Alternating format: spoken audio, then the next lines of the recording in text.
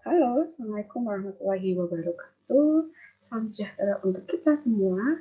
Om Swastiastu, Namo Buddhaya, Salam, Salam Kebajikan. Nah, apa kabar teman-teman semua?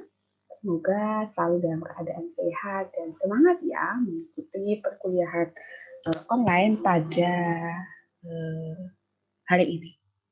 Nah, teman-teman, setelah kemarin teman-teman kita semua membahas mengenai bagaimana konteks lahirnya teori dan teori sosiologi ya dalam hal ini adalah di Eropa gitu. Nah, hari ini kita akan membahas mengenai multi paradigma sosiologi. Sebelumnya, apakah teman-teman masih ingat ada beberapa kondisi ya yang kemudian melatar belakangi lahirnya teori sosiologi? Kalau masih ingat, coba sebutkan apa saja kondisi yang melatar belakangi lahirnya teori sosiologi. Ya, ada kondisi sosial, kondisi intelektual, dan kondisi biografi. Nah, masing-masing sudah kita bahas di pertemuan kemarin ya. Hari ini kita akan berlanjut kepada membahas mengenai multiparadigma sosiologi. Kemarin sudah sedikit dibahas dan ketika kita kemudian membicarakan mengenai teori, sudah sedikit juga dibahas tentang paradigma ya. Apa itu paradigma? Nah, hari ini kita akan lebih spesifik lagi membahas paradigma, terutama pandangan mengenai bahwa sosiologi itu sebagai ilmu berparadigma ganda gitu ya. Yang kemudian kali ini kita akan membahas pandangan yang dikemukakan oleh George Lizard dalam bukunya gitu. Nah, sebelum nanti kita lihat apa saja sih paradigma yang ada di dalam sosiologi, kita harus tahu dulu apa itu paradigma. Sehingga nanti gambaran mengenai multi paradigma sosiologi ini akan menjadi utuh dan jelas gitu. Nah, konteks atau kajian tentang paradigma ini awal mulanya itu dikemukakan oleh Thomas Kuhn dalam bukunya The Structure of Scientific Evolution. Nah, kemudian apa yang akan kita pelajari hari ini berkaitan dengan sosiologi sebagai ilmu pengetahuan berparadigma ganda itu dikemukakan oleh George Lizard. Jadi dibagi oleh George Lizard dalam bukunya yang kemudian terbit pada tahun 1980 gitu. Nah, apa itu paradigma ya? Paradigma adalah pandangan fundamental tentang apa yang seharusnya menjadi objek studi disiplin tertentu. Jadi, ketika kita kemarin juga membahas paradigma adalah seperangkat pengetahuan ya, sehingga kemudian posisi paradigma ini menjadi di atas teori gitu karena biasanya paradigma akan memiliki metode yang sama gitu ya karena berkaitan dengan pandangan fundamental, pandangan mendasar tentang apa yang seharusnya menjadi objek studi disiplin tertentu gitu sehingga setiap ilmu mungkin akan setiap disiplin ilmu akan memiliki paradigma-paradigma khusus, paradigma-paradigma tertentu yang kemudian setiap paradigma itu tadi punya pandangan tentang objek studi apa sih yang harus kemudian menjadi fokus di dalam disiplin ilmu tersebut. Nah, paradigma juga disebutkan sebagai keseluruhan kepercayaan, nilai-nilai, serta teknik yang sama dipakai oleh anggota komunitas ilmuwan tertentu tadi. Karena dia punya nilai-nilai serta teknik yang sama, maka biasanya dalam satu paradigma itu memiliki metode yang sama gitu ya di dalam mengkaji, menelaah tentang suatu fenomena gitu. Karena kemudian dia punya nilai dan teknik yang sama, maka metode atau cara yang digunakan itu juga sama. Nah, itu yang kemudian disebut sebagai paradigma. Sehingga posisinya di sini paradigma dalam struktur pengetahuan itu berada di tingkatan paling atas. Karena biasanya nanti paradigma-paradigma ini akan kemudian melahirkan berbagai macam teori-teori di bawahnya. Gitu. Nah, kemudian paradigma ini sebelumnya kemudian memang sudah diutarakan oleh beberapa tokoh, tapi kemudian dalam konteks ilmu sosial yang paling terkenal adalah yang dikemukakan oleh Thomas Kuhn ini pengertian paradigma oleh Thomas Kuhn dalam bukunya The Structure of Scientific Revolution. Gitu. Nah, Kuhn ini yang selanjutnya ya kita sebut sebagai Kuhn. Kuhn ini kemudian mengemukakan pendapat bahwa pengetahuan itu mengalami sebuah perkembangan gitu ya, sebuah perubahan di mana ide-ide, konsep-konsep yang ditawarkan oleh Kuhn ini sedikit berbeda dengan ide-ide yang kemudian konvensional yang lahir sebelumnya gitu kan. Sebelum ada buku The Structure of Scientific Revolution yang mengatakan bahwa perkembangan pengetahuan itu secara revolusi. Nah, kemudian apa bedanya pandangannya Kuhn dengan pandangan yang lahir sebelumnya atau disebut sebagai pandangan konvensional? Nah, pandangan konvensional ya, pandangan yang lahir sebelum Kuhn ini mengatakan bahwa ilmu pengetahuan tumbuh dan berkembang melalui akumulasi penemuan-penemuan. Atau kemudian dalam sosiologi biasanya selanjutnya kita sebut sebagai proses yang kumulatif gitu ya. Jadi melalui akumulasi penemuan-penemuan baru. Nah, menurut konvensional itu seperti itu. Jadi bagaimana misalnya kita lihat dalam konteks sosiologi gitu ya, bagaimana kemudian hari ini kita bisa punya pandangan kritis gitu ya, punya teori-teori kritis, mazhab Frankfurt itu karena ya sebelumnya itu terjadi akumulasi penemuan-penemuan. Oh kok terjadi, tapi itu dalam proses yang lama gitu sehingga dalam pandangan konvensional mengatakan bahwa ilmu pengetahuan itu tumbuh secara evolusi. Yang namanya evolusi berarti memerlukan proses atau waktu yang lama gitu. Nah, pandangan konvensional seperti itu. Jadi pengetahuan itu berkembang ya karena kemudian dia menunggu penemuan-penemuan baru di mana dari satu penemuan kemudian digabungkan, diakumulasikan ke penemuan yang lain, kemudian menjadi sebuah teori, menjadi sebuah pengetahuan yang baru. Itu yang kemudian disebutkan oleh pandangan konvensional gitu. Sehingga karena dia secara evolusi, maka perkembangan pengetahuan itu akan membutuhkan waktu yang lama. Misalnya bagaimana kemudian muncul kalau zaman dulu gitu ya, misalnya muncul teori tentang yang dikemukakan oleh Galileo Galileo itu ya, yang mengatakan bahwa matahari itu pusat tata surya gitu kan, itu kemudian muncul. Kenapa? Karena akumulasi pengetahuan yang sebelumnya itu mengatakan bahwa pusat tata surya itu adalah bumi, gitu kan?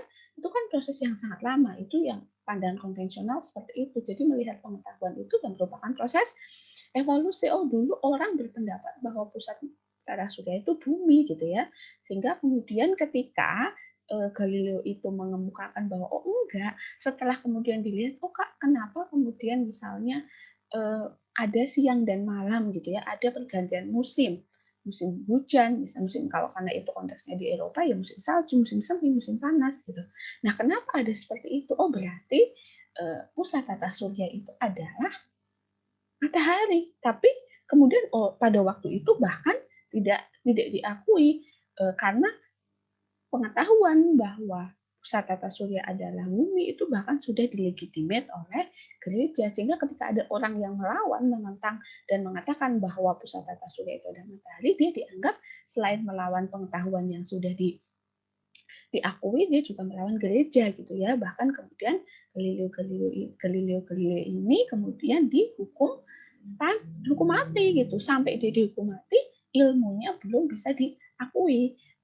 Baru kemudian setelah bertahun-tahun setelahnya baru kemudian ilmu pengetahuan semakin berkembang, akhirnya kemudian oh ternyata memang pusat tata surya adalah matahari, tapi orang yang mencetuskan itu sudah keburu dihukum mati gitu. Itu konvensional. Nah, yang selanjutnya kemudian Thomas Kuhn mengatakan ajaran atau konsep yang berbeda, yang mengatakan bahwa ilmu pengetahuan itu tidak berkembang secara evolusi atau secara lambat, secara kumulatif tadi, tapi berkembang melalui yang disebut sebagai revolusi paradigma. Perkembangan paradigma yang sangat cepat gitu ya, di mana kemudian revolusi paradigma ini kemudian bersifat politis. Di dalamnya ada kepentingan kelompok ilmuwan tertentu. Jadi tidak hanya berkaitan dengan penemuan baru pengetahuan kemudian nanti diakumulasikan akan menjadi sebuah pengetahuan baru, tidak. Tapi revolusi paradigma ini kemudian mencakup di dalamnya kepentingan kelompok ilmuwan gitu ya, kira-kira siapa yang lebih kuat gitu istilahnya, siapa yang lebih kuat, siapa yang paling berpengaruh gitu ya. Karena ini juga terjadi dulu ketika zaman kekaisaran Turki ya, Utsmani, itu kan juga terjadi seperti konflik kepentingan dalam setiap ilmu pengetahuan gitu. Jadi ketika kemudian kekaisaran Romawi itu kalah ya, jadi kan dulu kekaisaran setelah Yunani kemudian Romawi itu kan sangat berkembang ya, ilmu pengetahuan berkembang di sana dari mulai kedokteran, kesenian gitu ya, sangat-sangat berkembang. Tapi kemudian dia bahkan kemudian punya pusat pelayaran perdagangan dunia yang ada di Turki yang disebut sebagai kota Konstantinopel. Tapi kemudian terjadi perang antara Kekaisaran Romawi dengan Kekaisaran Utsmani dari Turki. Nah, yang kemudian memenangkan perang adalah Kekaisaran Utsmani dari Turki yang kemudian dia berhak untuk mengambil alih kota Konstantinopel itu sebagai pusat pelayaran dunia menjadi milik Turki. Nah, setelah itu perkembangan peradaban dunia itu banyak kemudian dikuasai oleh Islam gitu ya, kelompok Turki, Kekaisaran Utsmani dari mulai kedokteran, kesenian dan perkembangan pengetahuan. Tapi entah kenapa kemudian banyak juga yang buku-buku Islam itu tidak banyak, misalnya buku-buku pengetahuan yang ditulis oleh kelompok Islam, oleh orang-orang Turki itu tidak banyak kemudian beredar hingga sekarang. Sehingga ya hari ini sumber-sumber pengetahuan yang sifatnya basis ya misalnya itu ya yang dikenal hanya yang ada di kekaisaran Romawi dan Yunani seperti Plato, Aristoteles gitu ya, misalnya Descartes dan sebagainya. Padahal misalnya keduanya antara kekaisaran Romawi, Yunani dan Turki itu sama-sama punya peran yang besar terhadap perkembangan ilmu pengetahuan, tapi kekaisaran Turki tidak begitu banyak dikenal. Nah, ini salah satu contoh bagaimana kemudian terdapat kepentingan-kepentingan ilmuwan tertentu. Jadi ada kepentingan yang bersifat politis yang kemudian mempengaruhi perkembangan ilmu pengetahuan. Itu. Nah, ketika Kuhn kemudian berpendapat bahwa revolusi paradigma ini tadi ya, paradigma itu berkembang secara revolusi, itu ada beberapa siklusnya yang disebutkan oleh Kuhn ini. Jadi yang pertama adalah dari mulai paradigma gitu ya. Jadi ada satu paradigma tertentu. Kemudian ketika paradigma itu sudah berkembang banyak di dalam masyarakat, maka kemudian berubah menjadi disebut sebagai normal science. Maksudnya adalah ilmu tersebut kemudian bisa diterima oleh masyarakat menjadi sebuah pedoman gitu ya, sebuah patokan tadi, sebuah sarana untuk memaknai realitas gitu. Nah, ketika kemudian itu sudah disebut sebagai pedoman gitu ya, normal science, kemudian terjadi anomali. Anomali adalah apa? Ya pergeseran norma itu tadi, pergeseran teori. Misalnya, ketika di normal science kan teori itu, paradigma itu bisa diterapkan untuk masyarakat ini sesuai. Sehingga tadi bisa menjadi normal science, bisa diterima oleh masyarakat. Tapi yang namanya masyarakat itu kan sangat dinamis ya, selalu berkembang. Nah, masyarakat sudah berkembang sedemikian rupa, tapi teorinya misalnya, paradigmanya masih ada di tahapan tertentu. Misalnya masyarakat sudah berkembang di tahapan C, paradigma atau teorinya masih ada di tahapan A, sehingga kan ada terjadi ketimpangan gitu ya, maka kemudian terjadi anomalis itu tadi, terjadi pergeseran aturan gitu ya. Teori-teori dan paradigma-paradigma yang ada sudah tidak lagi mampu untuk memaknai realitas masyarakat yang sudah semakin berkembang, sehingga terjadi anomali. Kemudian setelah itu ada krisis paradigma gitu ya, jadi krisis paradigma, tidak ada nih paradigma atau teori yang bisa dijadikan untuk menganalisis fenomena. Jadi kemudian dari adanya krisis paradigma itu berubah menjadi revolusi paradigma. Orang kemudian apa ya, kita harus apalagi untuk menemukan lagi atau untuk memfit-in-kan itu tadi teori paradigma dengan realitas sosial masyarakat yang hari ini sedang terjadi. Maka kemudian muncul paradigma baru yang disebut sebagai revolusi paradigma. Kemudian itu ketika sudah dirumuskan, maka muncul sebagai sebuah paradigma. Nah, kemudian begitu lagi Ketika itu sudah diterima oleh masyarakat, kemudian menjadi normal science, tapi setelahnya kemudian menjadi anomali karena tidak lagi sinkron dengan perkembangan masyarakat dan seterusnya.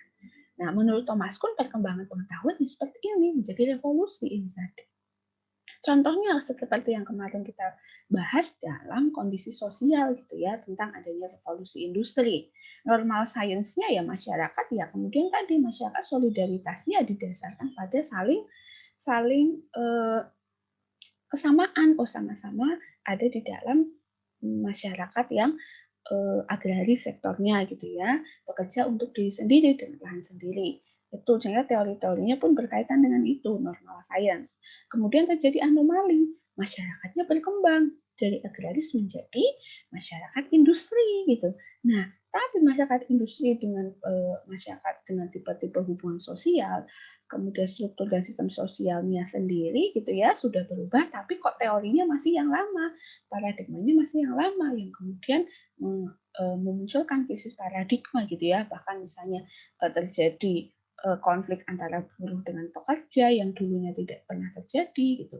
Kemudian muncul revolusi paradigma, muncullah teori-teori baru gitu untuk mengkaji masyarakat yang fenomena masyarakat yang ada pada waktu itu. Misalnya solidaritas, oh ternyata ketika masyarakat di era industri ini solidaritasnya berubah, tidak lagi solidaritas organik tapi tidak lagi solidaritas mekanik tapi menjadi organik yang tumbuh bukan karena kesamaan tapi karena pembagian kerja, karena rasa saling tergantung antara satu peran dengan peran yang lain. Nah, itu yang disebutkan oleh Thomas Kuhn. Jadi ada siklus paradigma itu yang kemudian menghasilkan adanya paradigma baru secara revolutif. Jadi ada pandangan konvensional dan ada pandangan revolutif. Konvensional yang tadi melihat perkembangan pengetahuan itu sebagai proses yang evolusi ya, yang lama gitu, akumulasi pengetahuan. Nah, sedangkan Thomas Kuhn berpendapat bahwa ya, pengetahuan itu berkembang secara revolutif, secara cepat melalui siklus ini. Dari mulai ada menjadi paradigma, kemudian diakui oleh masyarakat sebagai normal science, kemudian ada beberapa hal menjadikan dia anomali karena tidak lagi sesuai dengan masyarakat sekitar, kemudian menjadi krisis paradigma karena tidak bisa dipercaya lagi oleh masyarakat, sehingga memunculkan revolusi paradigma dan mewujudkan adanya paradigma baru. Itu yang disebut oleh Thomas Kuhn ya dalam The Structure of Scientific Evolution. Gitu. Nah, kemudian bagaimana perkembangannya dengan yang ada di ilmu sosiologi gitu ya. Nah, yang kemudian si Richard mengatakan bahwa sosiologi sebagai ilmu pengetahuan berparadigma ganda gitu ya. Oh, ternyata sosiologi itu ya tidak hanya konsepnya sosiologi, tapi ada beberapa paradigma hal-hal yang kemudian membagi gitu Pak teori-teori sosiologi yang ada. Nah, dalam teori yang dikemukakan oleh George Wieser itu ada 3 paradigma yang ada di dalam sosiologi. Yang pertama adalah paradigma fakta sosial, yang kedua adalah definisi sosial, yang ketiga perilaku sosial. Nah, seperti yang tadi saya sebutkan bahwa setiap paradigma itu punya nilai dan teknik sendiri, punya cara kerja dan metode tersendiri. Begitupun dengan metode-metode fakta sosial, definisi sosial, dan perilaku sosial, mereka juga punya metode dan cara kerja sendiri ketika melakukan analisis terhadap fenomena-fenomena sosial. Ketika mereka menganalisis terhadap, memberikan makna terhadap fenomena-fenomena sosial tersebut, gitu. Sehingga cara kerjanya pun beda, konteksnya, konsepnya pun beda. Gitu. Nah, yang pertama muncul adalah paradigma fakta sosial. Kita lihat ya paradigma fakta sosial. Salah satu tokoh yang terkenal di sini teman-teman bisa lihat gambarnya. Salah satu tokoh yang terkenal yang kemudian mengemukakan paradigma fakta sosial adalah Emile Durkheim. Ya, melalui salah satu karyanya yang berjudul The Rules of Sociological Method dan Suicide atau bunuh diri. Nah, karya-karya ini nanti bisa teman-teman akses di Bismat ketika kita kemudian akan membahas tokoh Emile Durkheim ya di pertemuan ke berapa ya 6 kalau nggak salah ya. Nah, nanti di situ saya sudah menyertakan buku-buku e-book yang dikemukakan oleh Weber termasuk Durkheim termasuk di dalamnya The Rules of Sociological Method dan Suicide ini. Itu. Nah, jadi silakan teman-teman akses. Nah, kedua karya ini menjadi salah satu awal mula munculnya paradigma fakta sosial, gitu ya. Di mana Durkheim ini kemudian mengatakan bahwa dia itu ingin memisahkan dari ilmu yang menaungi sebelumnya, yaitu filsafat dan psikologi. Jadi kan sebelumnya sosiologi itu dianggap dekat dengan filsafat dan juga psikologi sehingga tidak bisa dibedakan kajiannya. Nah, kemudian Durkheim ingin kemudian memisahkan bahwa sosiologi itu harus menjadi disiplin ilmu sendiri, disiplin ilmu mandiri yang ada di dalam universitas-universitas itu pada waktu itu ya di akhir abad ke-18. Sehingga kemudian dia ingin mencari sesuatu yang khas di dalam sosiologi itu tadi sehingga dia tidak disamakan dengan ilmu filsafat dan ilmu psikologi. Maka kemudian Durkheim mengatakan bahwa di dalam sosiologi itu teori-teori yang digunakan itu harus dapat menguji data empiris gitu. Jadi Durkheim mengatakan bahwa apa ya yang kemudian bisa menjadi ciri khas sosiologi yang akan membedakan dengan psikologi dan filsafat, maka kajian-kajian sosiologi yang kemudian menggunakan teori-teori itu harus bisa mengkaji dengan data empiris. Itu harus bisa mengkaji itu dengan data empiris. Nah, kemudian Durkheim juga mengkritik Comte ya. Jadi Comte dan Spencer yang hanya menjadikan sosiologi sebagai ilmu pengetahuan cabang dari filsafat gitu, mengatakan karena tadi sangat tidak suka kalau itu harus disamakan dengan filsafat maupun psikologi. Karena sosiologi harus punya kekhasan tersendiri tadi sehingga memasukkan data empiris sebagai basis dari munculnya sebuah teori. Nah, kemudian apa sih fakta sosial gitu? Apa sih fakta sosial? Apakah kemudian fakta sosial yang dikemukakan oleh Durkheim ini sama dengan fakta yang kita bahas kemarin? Fakta itu apa? Realitas yang ada, yang nyata terjadi. Misalnya gitu. Apakah fakta sosial yang dikemukakan oleh Durkheim sama dengan fakta misalnya bahwa hari ini adalah tanggal berapa sih tanggal? Hari ini adalah tanggal 22 Februari, hari Senin. Gitu. Atau misalnya fakta bahwa hari ini kemudian Februari itu hanya sampai pada tanggal 28. Itu fakta sosial. Tapi apakah fakta sosial itu yang kemudian ditemukan oleh Durkheim sama dengan fakta sosial yang dikemukakan tadi sebagai salah satu pengertian dari realitas yang terjadi, yang nyata? Kira-kira sama atau tidak? Nah, kemudian ini. Dalam konteks fakta sosial, ya kita lihat bahwa paradigma fakta sosial ini yang dikemukakan oleh Durkheim ini memusatkan perhatian pada fakta sosial, struktur, dan institusi. Nah, ketika tadi bahwa kemudian definisi fakta secara umum itu semua yang bisa ditangkap oleh alat indera gitu ya tadi misalnya. Oh, saya melihat hari ini misalnya cerah gitu ya. Mataharinya muncul dengan cerah, kayak sepertinya tidak akan hujan. Itu fakta sosial yang ditangkap dari alat indera saya berupa mata. Gitu. Meja ini berat, gitu misalnya. Itu alat indera saya, misalnya, yang itu fakta sosial yang saya tangkap dari alat indera berupa misalnya peraba. Atau misalnya ikan itu baunya amis, itu fakta sosial yang ditangkap oleh alat indera saya berupa indera penciuman. Nah, apakah kemudian fakta sosial yang dikemukakan oleh Durkheim seperti itu? Ternyata tidak, teman-teman.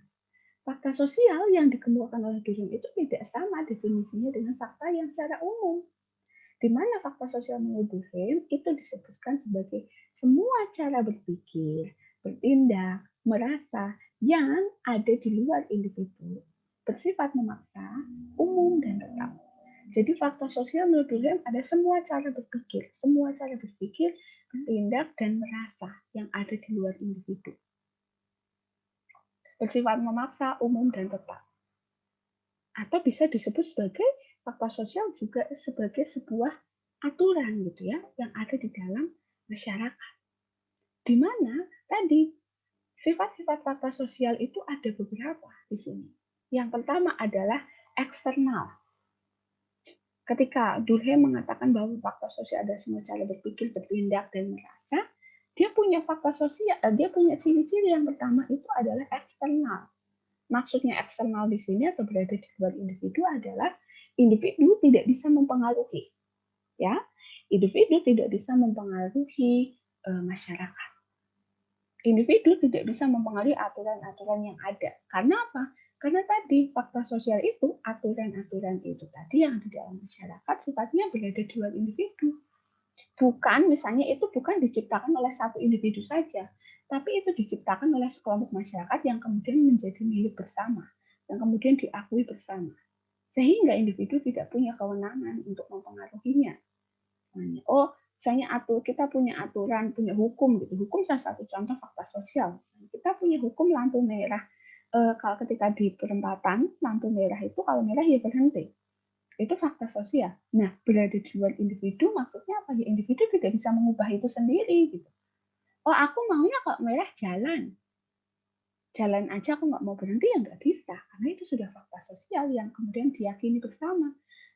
Individu tidak punya pengaruh apa-apa untuk kemudian mempengaruhi fakta sosial itu. Kemudian yang kedua bersifat memaksa tadi. Bahwa fakta sosial itu memaksa individu.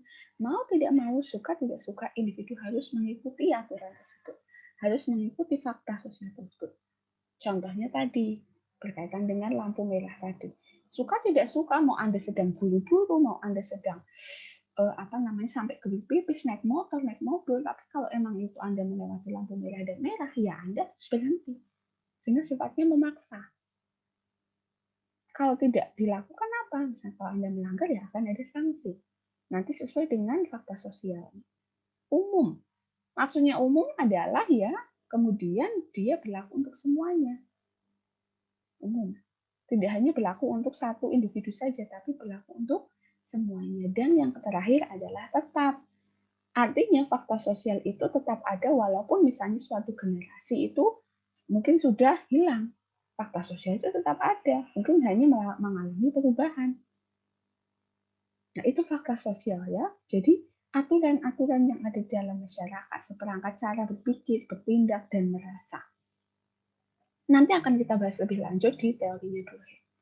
Nah, karena ini, keempat sifat fakta sosial mulai dari eksternal, memaksa, umum, dan tetap gitu ya. Contohnya apalagi? Misalnya bahasa. Bahasa itu fakta sosial.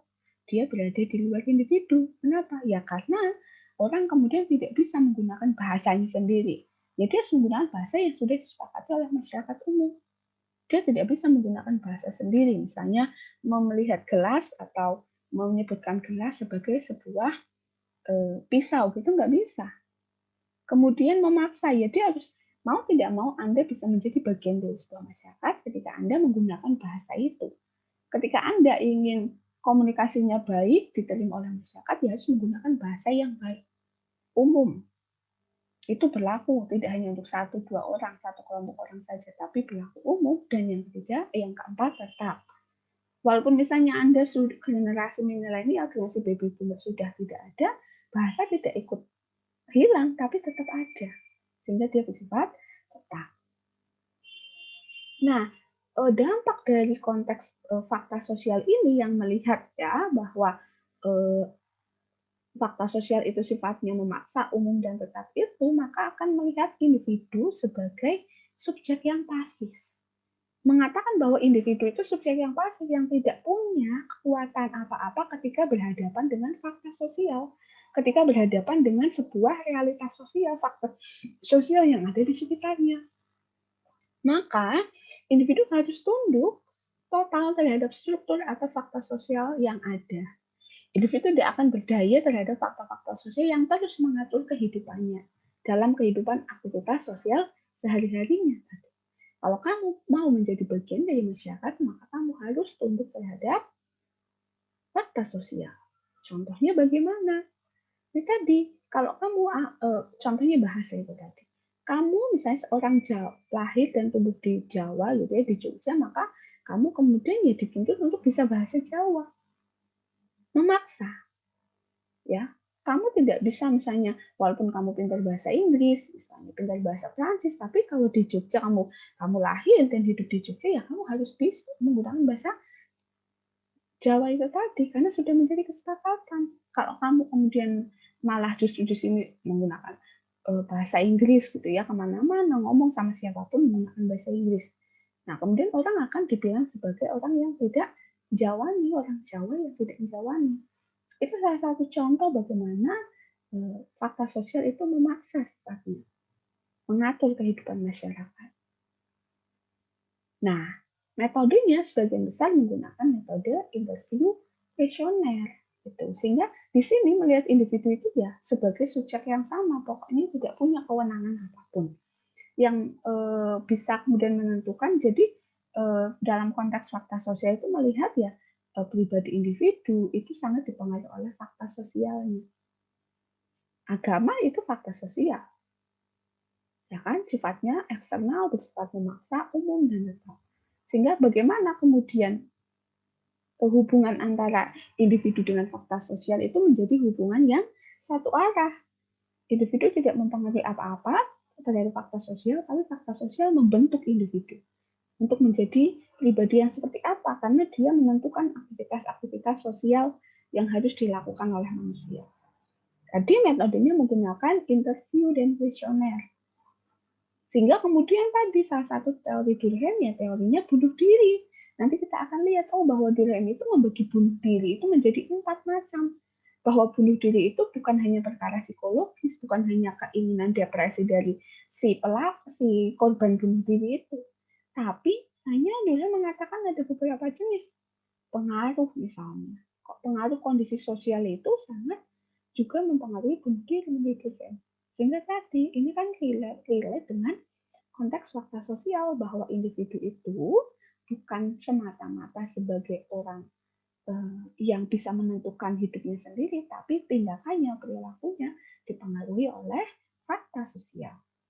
Teorinya apa saja? Tadi teori struktur fungsional, teori konflik, teori sistem, ya. Tadi teori bunuh diri yang dikemukakan oleh Durkheim itu salah satu teori yang masuk di dalam paradigma fakta sosial. Itu paradigma fakta sosial. Sehingga kemudian menurut Durkheim, ketika kemudian tadi posisi fakta sosial dan individu itu, Durkheim mengatakan bahwa yang harus tadi kan, Durkheim itu ingin memisahkan objek kajian sosiologi dari filsafat dan psikologi, sehingga dia harus punya ciri khas.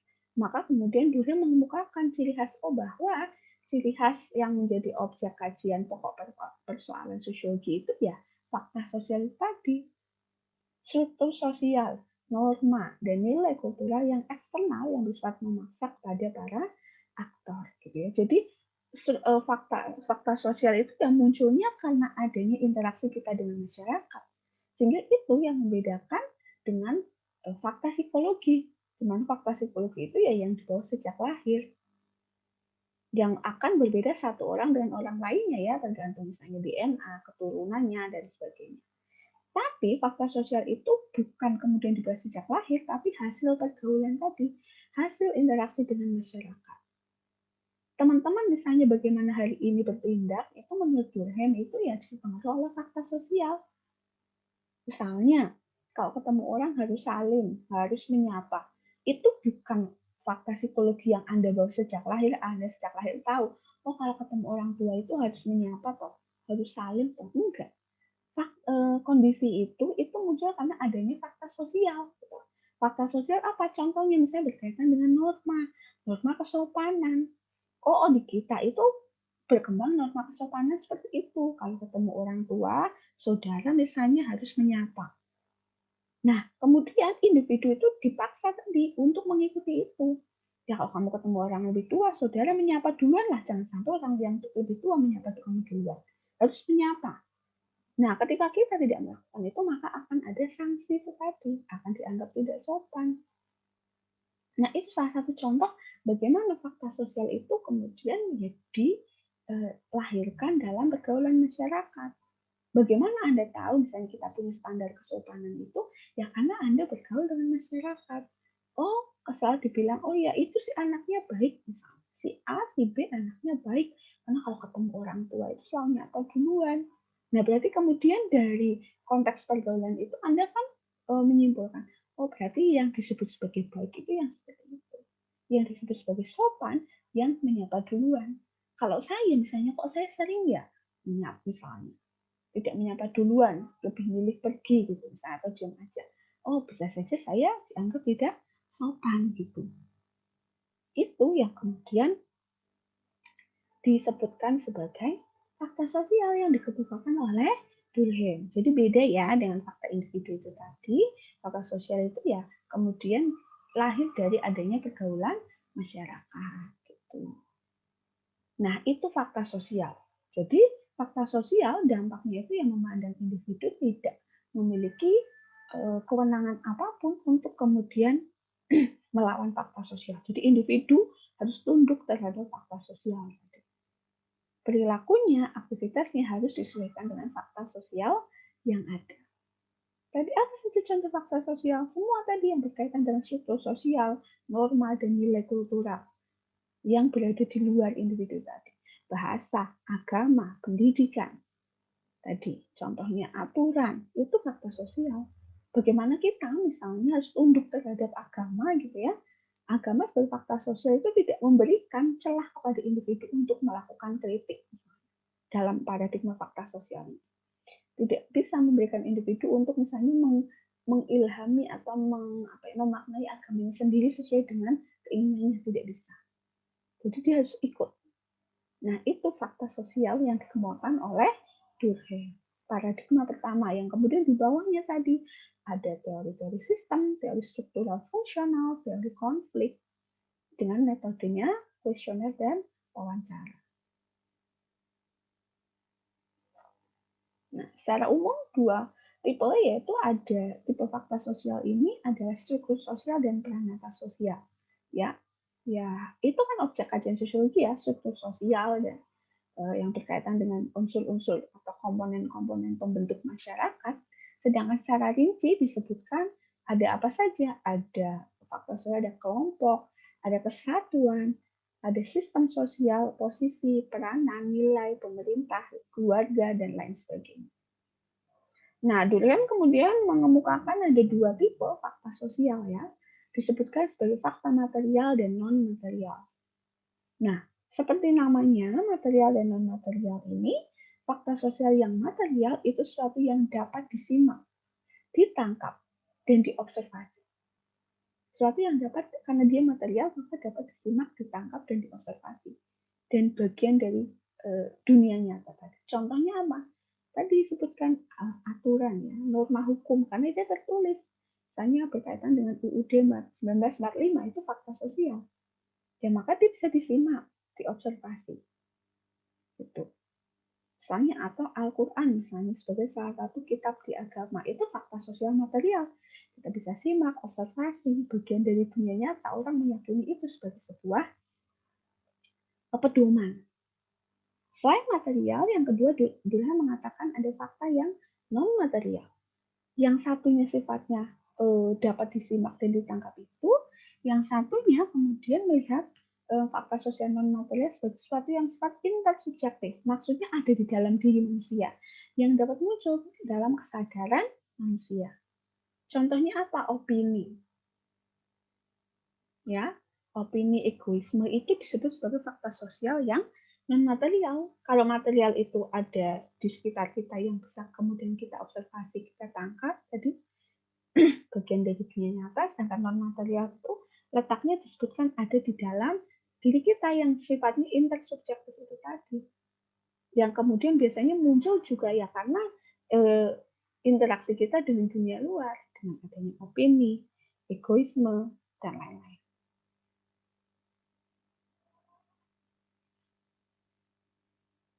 Itu fakta sosial. Paradigma yang pertama, paradigma fakta sosial. Nah, paradigma fakta sosial yang dikemukakan oleh Durkheim itu tadi, kemudian di dikritik oleh Weber ya, oleh paradigma selanjutnya yang disebut sebagai paradigma definisi sosial. Ya, salah satu teori yang kemudian mendasari adanya paradigma definisi sosial adalah teori tentang Verstehen atau disebut sebagai pemaknaan atau pemahaman yang dikemukakan oleh Weber, yang juga teori lain adalah tindakan sosial. Jadi salah satu tokoh yang menginisiasi adanya paradigma definisi sosial adalah Max Weber dengan teori Verstehen itu tadi, pemahaman dan tindakan sosial. Yang kemudian itu mengkritik adanya paradigma fakta sosial, di mana paradigma fakta sosial melihat individu itu sebagai subjek yang pasif yang tidak punya kekuatan apa-apa untuk melawan fakta sosial tadi ya, melawan aturan masyarakat. Sebaliknya, paradigma definisi sosial itu kemudian dengan teori pemahaman dan pemaknaan itu tadi melihat individu itu adalah subjek yang aktif. Individu punya wewenang, punya kuasa untuk mendefinisikan maknanya gitu terhadap realitas sosial yang ada. Sehingga muncul teori Verstehen itu. Juga teori tindakan sosial, ketika di dalam fakta sosial melihat ketika individu bertindak itu semata-mata mengikuti aturan, ya tadi mengikuti fakta sosialnya, menurut paradigma definisi sosial melalui teori tindakan sosial itu, individu ketika melakukan sebuah tindakan itu ya berbagai macam alasannya, tidak hanya dia sebatas dia mengikuti aturan, tapi dia sebagai individu yang aktif itu punya kuasa untuk memaknai ya, untuk menafsirkan setiap tindakan yang dilakukan, tidak harus berkaitan dengan taat terhadap fakta sosial itu tadi. Sehingga definisi sosial melihat realitas sebagai sesuatu yang penuh makna dan arti. Bukan hanya berkaitan dengan dia memaksa dan sebagainya gitu ya tadi, tapi realitas itu sebagai sebuah makna ya, sebagai sesuatu yang penuh makna dan arti, terutama kemudian bagi diri individu. Weber mengatakan dalam paradigma definisi sosial itu, ya individu adalah makhluk yang kreatif, yang mampu atau setidaknya berpotensi menawar dan bernegosiasi dengan struktur sosial pengekangnya.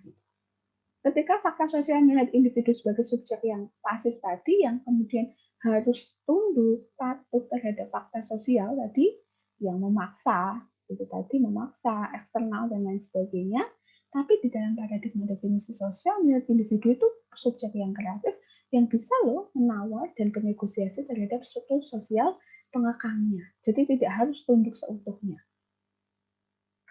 Itu definisi sosial. Misalnya contohnya, ketika di dalam paradigma fakta sosial gitu ya, misalnya orang kalau fakta sosial aturan norma ya kesopanannya, misalnya melihat laki-laki itu nggak boleh gondrong karena dianggap urakan, nggak boleh tatuan misalnya, nggak boleh tatuan karena dianggap itu adalah definisi laki-laki yang bad boy, yang urakan. Itu di dalam paradigma fakta sosial. Ketika ada orang melakukan itu, kemudian apa? Melakukan tato, misalnya orang akan mencap dia sebagai laki-laki nakal tadi, urakan, tanpa kemudian melihat kepribadiannya. Karena yang menganggap tato itu tidak sesuai dengan fakta sosial yang disepakati bersama. Tapi di dalam paradigma definisi sosial, tato itu tidak lagi menjadi sebuah definisi, menjadi sebuah gambaran, orang yang bertato itu harus pasti orang yang nakal. Paradigma ini memungkinkan individu tadi melakukan negosiasi terhadap aturan, kemudian mendefinisikan dirinya mau seperti apa. Loh saya itu misalnya ada laki-laki tato, loh saya itu tato bukan untuk kemudian menjadi nakal seperti gambaran masyarakat pada umumnya yang orang sudah menjudgment tanpa tahu saya. Saya itu bertato karena dia tato di leher kah atau di tangan dengan gambar kupu-kupu misalnya gitu ya. Nah, kenapa saya tato kupu-kupu? Karena misalnya, tato ini menjadi salah satu sarana untuk mengingat ibu saya. Ibu saya sudah meninggal sejak saya kecil. Tapi ibu saya misalnya kemudian sangat suka dengan kupu-kupu. Sehingga salah satu sarana untuk saya selalu mengingat ibu misalnya. Ketika saya melakukan tindakan yang mungkin tidak baik, maka saya akan melihat tato itu dan menggambarkan bahwa ibu akan melihat tindakan saya sehingga saya tidak akan melakukan tindakan itu. Nah, itu kan salah satu contoh, dengan tato orang itu bisa loh mendefinisikan dirinya sendiri tanpa terpengaruh oleh fakta sosial tadi yang melihat tato sebagai gambaran lelaki yang urakan. Tapi dengan tato itu, misalnya saya mendefinisikan tato itu sebagai salah satu sarana saya berkomunikasi dengan ibu saya yang sudah meninggal itu tadi. Itu salah satu contoh bagaimana perbedaan antara paradigma fakta sosial dengan definisi sosial yang dikemukakan oleh Weber, di mana paradigma definisi sosial ini mengkritisi paradigma fakta sosial. Definisi sosial ini melihat individu benar-benar sebagai subjek yang aktif, yang mampu tadi mendefinisikan, merepresentasikan, memaknai, menegosiasi aturan-aturan yang ada di dalam masyarakat. Paradigma ini mempelajari para aktor mendefinisikan situasi sosial mereka dan mempelajari pengaruh definisi situasi sosial terhadap tindakan dan interaksi berikutnya. Jadi tadi bagaimana individu itu mendefinisikan situasi sosial di sekitarnya sesuai dengan dirinya, gitu. Tidak serta-merta kemudian harus dipengaruhi oleh aturan yang ada. Sebagai subjek yang aktif, manusia itu ya tidak tunduk terhadap struktur, gitu ya, tetapi senantiasa melakukan tadi perlawanan, negosiasi, bahkan penolakan atau resistensi terhadap daya kontrol struktur-struktur sosial. Contohnya lagi apa? Perempuan. Perempuan itu nggak boleh pulang malam gitu. Itu dalam paradigma fakta sosial ya, tuh harus tunduk. Kamu ya kalau nggak mau dicap sebagai perempuan nakal gitu ya, perempuan apa misalnya perempuan tidak baik ya, ya kamu nggak boleh pulang malam. Perempuan ya sore dari rumah, maghrib dari rumah, mentoknya jam 7. Nah, kalau kamu misalnya pulangnya jam 9, jam 10 ya kamu disebut sebagai perempuan malam, perempuan nakal, itu tidak baik. Nah, dalam paradigma fakta sosial kita harus tunduk terhadap aturan itu. Tanpa tahu misalnya, saya pulang malam itu ngapain sih gitu. Tapi dalam paradigma fakta sosial kita harus tunduk. Orang nggak akan mau tahu saya pulang malam itu ngapain. Yang penting ya kamu perempuan nggak boleh pulang malam. Tapi di dalam paradigma definisi sosial memberikan tadi, manusia itu tidak tunduk total terhadap struktur, tapi mampu melakukan negosiasi, bahkan perlawanan. Loh, saya itu pulang malam karena kerja. Misalnya, karena saya kalau pagi itu kuliah, kalau kerjanya dari sore sampai malam, gitu kan. Nah, kalau saya nggak pulang malam, kalau misalnya saya itu ikut tadi mengikuti struktur aturan yang ada, mungkin saya tidak akan bisa membiayai adik saya sekolah, ibu saya makan karena saya bapak saya sudah meninggal, sehingga dia menjadi tulang punggung. Loh, kalau saya mengikuti aturan itu ya ibu saya nggak akan makan, adik saya nggak akan sekolah, sehingga saya melakukan perlawanan itu. Loh, terserah orang mau bilang apa gitu, yang penting saya misalnya kemudian dia pulang malam bukan untuk melakukan hal-hal yang tidak baik, tapi dia untuk bekerja. Maka dia melakukan tadi negosiasi dan bahkan resistensi terhadap daya kontrol struktur sosial tadi. Dia yang penting ibunya misalnya mengizinkan dia pulang malam, tahu bahwa pulang malam itu karena bekerja, bukan karena melakukan hal-hal lain. Maka orang itu, misalnya perempuan itu sedang melakukan perlawanan terhadap aturan tadi. Aturan-aturan yang diyakini, yang kemudian sebenarnya tidak cocok untuk dia, sehingga dia melakukan perlawanan. Nah, itu definisi sosial. Contoh-contoh teori definisi sosial yaitu ada di dalamnya interaksionisme simbolik, fenomenologi, etnometodologi, dan teori aksi. Teori tindakan. Nah, teori-teori ini nanti akan teman-teman pelajari di dalam mata kuliah teori sosiologi postmodern. Teori sosiologi modern atau kontemporer. Nah, biasanya metode apa yang digunakan? Ya, sebagian besar observasi. Bukan lagi angket. Kalau angket kan ya hanya checklistnya seperti itu. Tapi observasi kita tadi, ketika kita observasi maka kita akan melihat individu ketika bertindak. Kita akan melihat makna-maknanya tadi. Tindakan. Kalau misalnya observasi tadi, apakah Anda sering pulang malam? Jawabannya ya, tidak sering. Ya, dia akan menjawab sering. Sering. Kenapa Anda pulang malam? Ya hanya kemudian jawabannya hanya itu saja. Tapi ketika kita observasi, misalnya melihat, oh kenapa dia sering pulang malam, dilihat, oh pulang malamnya seperti ini. Oh ternyata setiap dia pulang malam, dia selalu bawa tentengan, entah itu. Oh ternyata tentengan itu adalah makanan untuk adik dan ibunya. Gitu misalnya, dan lain sebagainya. Oh kenapa dia pulang malam? Gitu-gitu, kenapa kok dia kalau mau kerja, kenapa nggak siang-siang aja, pagi-pagi aja seperti orang lain. Oh ternyata dia kalau pagi siang itu kuliah, gitu misalnya. salah satu bagaimana metode yang ada di dalam definisi sosial, yaitu metode observasi. Teori di dalamnya interaksionisme simbolik, fenomenologi, dan lain sebagainya. Sehingga itu pokok persoalan yang dikemukakan oleh teori paradigma definisi sosial. Nah, kalau Durkheim mengatakan objek kajian sosiologi adalah fakta sosial, sedangkan Weber mengatakan bahwa sosiologi adalah ilmu yang berusaha menafsirkan dan memahami tindakan sosial serta antar hubungan sosial untuk membentuk penjelasan yang kausal. Beda lagi Weber ya, bahwa sosiologi itu untuk menafsirkan tindakan sosial manusia. Sehingga ketika ada sebuah realitas itu tidak kita lihat dalam konteks yang universal gitu ya. Fenomena tidak dilihat sebagai konteks yang universal, tapi dilihat dalam konteks yang mikro-mikro, yang kecil-kecil tadi. Kenapa individu melakukan itu? Kenapa kemudian simbol-simbol apa yang kemudian dilakukan, dikeluarkan individu ketika berbicara gitu misalnya. Pada prinsipnya manusia, baik sebagai individu maupun kelompok, memiliki kemampuan untuk mendefinisikan dunia sekitarnya melalui aktivitas, interpretasi, pemaknaan, dan pemahaman. Sehingga dalam paradigma definisi sosial ini yang melihat realitas bukan merupakan alat statis tadi ya, seperti yang ada di fakta sosial, alat yang statis sehingga manusia harus tunduk sepenuhnya. Tapi dalam paradigma definisi sosial, melihat realitas sebagai realitas yang dinamik, yang berkembang,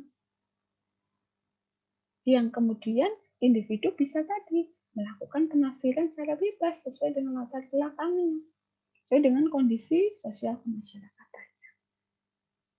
Itu paradigma definisi sosial. Jadi semoga sudah paham ya tadi bedanya fakta sosial dengan definisi sosial. Yang satu melihat individu sebagai subjek yang pasif, yang satu melihat individu sebagai subjek yang aktif.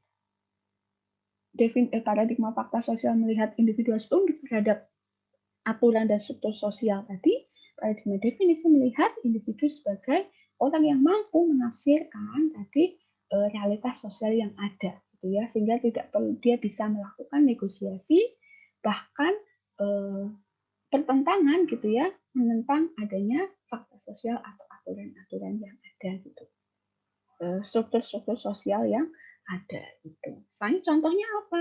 Melihat agama, misalnya orang Muslim kalau dalam paradigma definisi sosial ya tidak melihat itu sebagai Al-Quran dan hadis sebagai sumber agama yang pasif gitu ya, istilahnya yang harus kemudian dilihat dalam konteks artinya saja.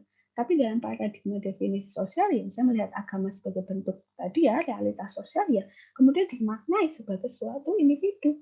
Misalnya ada orang yang nggak pakai jilbab, kalau dalam paradigma fakta sosial ya, misalnya oh jelas itu salah, kamu salah, kamu harus dituntut ini itu. Tapi dalam paradigma definisi sosial yang memberikan kesempatan individu untuk menafsirkan, misalnya ya ketika dia misalnya memilih belum atau tidak menggunakan jilbab ya, itu pilihan dia gitu, tidak kemudian kita berhak mengatur, mengkafirkan, misalnya mendominasi dan sebagainya. Pilihan dia, apalagi dalam konteks keyakinan kan sangat-sangat privasi. Kita tidak pernah tahu bagaimana pemaknaan orang itu terhadap agama misalnya. Siapa tahu walaupun dia tidak berjilbab misalnya seperti saya, tapi perilaku dia jauh lebih baik dari saya. Amalan-amalan dia jauh lebih baik dari saya. Nah, sehingga dalam konteks melihat agama, dalam paradigma fakta sosial dan definisi sosial pun berbeda. Itu. Nah, kemudian yang ketiga adalah paradigma perilaku sosial. Paradigma perilaku sosial ini, kalau fakta sosial dikemukakan oleh Durkheim, salah satu inisiatornya ya, kemudian definisi sosial oleh Max Weber, sedangkan paradigma perilaku sosial dikemukakan oleh B.F. Skinner dalam bukunya Beyond Freedom and Dignity. Gitu ya, dengan menerjemahkan prinsip aliran psikologi behaviorisme dalam sosiologi. Jadi, paradigma perilaku sosial yang dikemukakan oleh Skinner ini adalah adaptasi dari ilmu psikologi sosial. Jadi sangat berkaitan dengan individu. Di mana paradigma ini melihat kenyataan sebagai perilaku manusia yang tampak serta perilaku perulangannya. Jadi tahu gitu ya, tampak perilaku perulangannya. Menurut Skinner, pandangan kedua paradigma sebelumnya ya tadi fakta dan definisi itu sifatnya mistis gitu. Yaitu tidak dapat diterangkan secara rasional. Maksudnya apa sih fakta sosial? Individu sebagai objek, definisi sosial individu sebagai subjek itu maksudnya apa? Menurut Skinner itu adalah hal yang mistis. Yang satu objeknya fakta sosial tadi, struktur sosial, norma, yang satu objeknya misalnya berkaitan dengan penafsiran individu. Sedangkan paradigma perilaku sosial menurut Skinner, objek kajian sosiologi itu ya konkret yang harus bisa diamati secara jelas, harus bisa diobservasi secara nampak jelas. Sehingga menurut Skinner objek kajian sosiologi adalah perilaku manusia yang nampak. Ya kan? Kalau fakta sosial kan tadi sangat abstrak. Gitu. Terus tadi tafsiran individu ya, penafsiran individu tadi. Penafsiran individu terhadap realitas itu kan juga sangat harus kita benar-benar mengobservasi, tanya langsung secara detail kepada individu tersebut. Sedangkan perilaku sosial yang melihat objek kajian sosiologi ya perilaku manusia yang nampak kita yang kita bisa observasi secara langsung. Menitik beratkan pada hubungan antar individu dan lingkungannya, yaitu antara lingkungan sosial dan non-sosial. Nah, pokok bahasan sosiologi dalam paradigma ini adalah tingkah laku individu yang berlangsung dalam hubungannya dengan faktor lingkungan yang menyebabkan perubahan pada tingkah laku. Jadi, paradigma perilaku sosial ini yang menekankan pada tingkah laku manusia yang nampak itu tadi, yang kemudian ada hubungannya dengan faktor sosial dan non-sosial. Faktor sosial ya lingkungan sekitar masyarakatnya gitu ya. Non-sosial ya berkaitan dengan alam gitu misalnya. Misalnya reaksi seseorang terhadap bencana itu masuk di dalam paradigma perilaku sosial. Sehingga fokus kepada proses interaksi. Nah, dalam perilaku sosial, maka melihat aktor tadi memiliki keterbatasan sesuai stimulus yang datang dari luar dirinya. Jadi jadi gambarannya gini, kalau fakta sosial itu melihat individu itu sama sekali tidak punya kekuasaan apa-apa untuk melawan struktur sosial tadi, melawan fakta sosial, melawan aturan ya, karena individu sangat pasif. Kemudian ketika kita melihat paradigma definisi sosial itu melihat individu sebagai orang yang kreatif, dinamis, subjek yang aktif. Sehingga dia bisa dengan keinginannya untuk melawan, jadi bernegosiasi, melawan misalnya resistensi terhadap aturan yang ada. Jadi kontra dengan kontra gitu ya, sisi kanan dan sisi kiri. Nah, tapi perilaku sosial ini melihat aktor atau individu itu ya dia sebagai subjek yang aktif, tapi di sisi lain dia juga punya keterbatasan sesuai dengan stimulus yang datang dari luar dirinya. Maksudnya datang di luar dirinya bisa saja yang sosial tadi, aturan, norma, nilai, maupun yang non-sosial, gejala alam misalnya. Sehingga kalau dalam pokok paradigma perilaku sosial ya dia tepatnya di tengah-tengah. Individu misalnya posisi individu di tengah-tengah, tidak terlalu aktif misalnya, tidak pula kemudian sangat dipengaruhi. Jadi perilaku sosial mengatakan individu ya orang yang aktif ya, aktor yang memiliki kekuasaan untuk melakukan negosiasi terhadap aturan, tapi juga dia punya keterbatasan untuk kemudian menyesuaikan dengan stimulus tadi, entah itu stimulus yang sifatnya sosial termasuk aturan maupun non sosial. Jadi dia sifatnya ada di tengah-tengah gitu kalau paradigma definisi sosial. Memusatkan perhatian pada hubungan antar individu. Memusatkan perhatian pada hubungan antar individu dan lingkungannya tadi, lingkungan sosial maupun non sosial tadi. Berkaitan dengan persoalan reward dan punishment. Jadi dalam paradigma perilaku sosial ini, kalau dia akan sesuai dengan aturan ya, maka dia akan mendapatkan reward. Kalau dia melawan itu, maka akan mendapatkan punishment atau hukuman. Metodenya apa? Cara kerjanya apa? Biasanya berkaitan dengan eksperimen. Sehingga akan melihat gimana sih melihat individu itu. Karena tadi basisnya adalah psikologi sosial, sehingga ya menggunakannya eksperimen. Bagaimana misalnya individu, jadi akan ada dua individu misalnya, ketika yang satu diberikan stimulus yang A, yang satu diberikan stimulus yang B, maka apa yang akan terjadi? Beda atau sama? Itu contohnya eksperimen. Nah, teori di dalamnya apa saja? Teori pertukaran sosial, ya, nanti yang akan kita bahas juga di mata kuliah teori sosiologi modern, ya, kontemporer gitu, atau teori, ada juga teori behavior. Nah, konteks paradigma perilaku sosial. Semoga paham ya antara fakta sosial, definisi, dan perilaku sosial. Nah, ini kesimpulannya atau baganya untuk melihat secara lebih rinci yang teman-teman tadi kita bahas bersama gitu.